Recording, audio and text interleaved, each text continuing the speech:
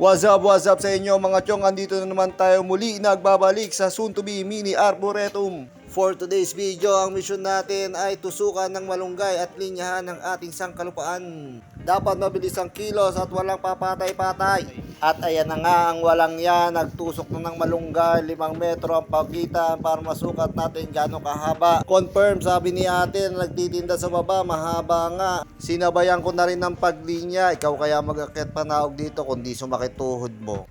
Ang lupa pala natin dito ay dalisdis, perfect taniman ng alam nyo na. Mais, ano bang iniisip mo? Walang niya. Wag kang organic mag-isip. Narinig nyo ba ang paking panaghoy? Hoy, tumatanda si Totoy. Oo, nakakapagod pero mas nag-i-enjoy ako. Full feeling. Kahit maubos ang lakas ko maghapon, sarap sa feeling. Pahinga. Ito sindero kong tiyuhin, no? Magkakapitan yan dito. Dami pang gagawin dito. Marami talaga akong plano dito. Gusto ko punuin to ng katutubong puno natin.